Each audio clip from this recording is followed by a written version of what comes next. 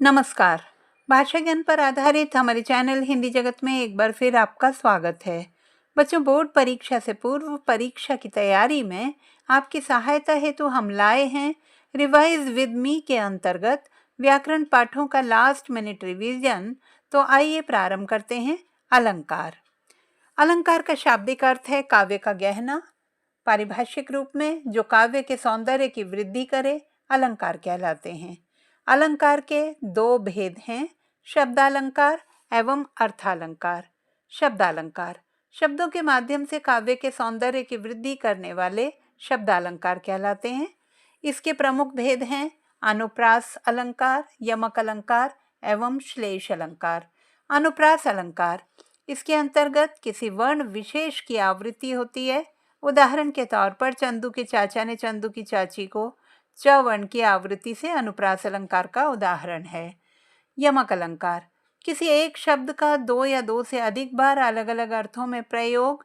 उदाहरण काली घटा का घमंड घटा। इस वाक्य में घटा शब्द का दो बार प्रयोग हुआ है। पहला घटा बादलों के लिए तथा दूसरा घटा कम होने के लिए प्रयुक्त हुआ है। श्लेष अलंकार, जहाँ एक शब्द से अनेक अर्थ जुड़े हों श्लेष अलंकार कहलाता है। उदाहरण पानी गए न उबरे, मोती मानुस चून।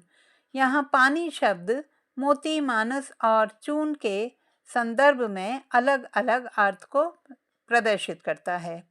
अब बात करते हैं अर्थालंकार की। अर्थ के माध्यम से काव्य के सौंदर्य की वृद्धि करने वाले तत्व अर्थालंकार कहलाते हैं। इसके प्रमुख भेद हैं उपमा अलंकार, रूपक अलंकार, उत्प्रेक्षा अलंकार, अतिशयोक्ति अलंकार एवं मानवीकरण अलंकार। उपमा अलंकार, दो समान महत्व की चीजों में परस्पर तुलना उपमा अलंकार कहलाती है। उदाहरण हाय फूल सी कोमल बच्ची। यहाँ पहचान सूचक शब्द हैं सा, से, सी, सम, सरिस आदि। रूपक अलंकार, जहाँ उपमान उपमेय में अभेद की स्थितियां उत्पन्न हों। उदाहरण के तौर पर पायो जी मैंने राम रतन धन पायो, राम रूपी रत्न की बात की गई है। उत्प्रेक्षा अलंकार, जहाँ संभावना व्यक्त की जाए। पहचान सूचक शब्द हैं जनु जानो, मनु मानो, जानहु, मानहु आदि। उदाहरण के तौर पर उस काल मारे क्रोध के तनुकांप ने उसका लगा, मानो हवा के जोर से सोता हुआ सागर जगा। अतिशयोक्ति अलंकार, जहाँ बात को अत्यधिक बढ़ा चढ़ा कर कहा जाए। उदाहरण देख लो साकेत नगरी है यही, स्वर्ग से मिलने गगन को जा रही। मानवीकरण अलंकार, जहाँ निर्जीव को सजीव रूप में प्रस्तुत किया जाए या जड़ को चेतन के रूप में प्रस्तुत किया जाए। उदाहरण मेघ आए बड़े बंठन के संवर के।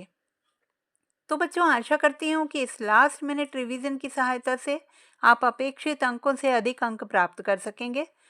पाठों के गहन अध्ययन हेतु सभी पाठों पर आधारित हमारे वीडियोस देखना ना भूलें। भाषा संबंधी किसी भी समस्या के समाधान हेतु बने रहिए सुनीता भटनागर हिंदी जगत के साथ। आपका दिन शुभ हो।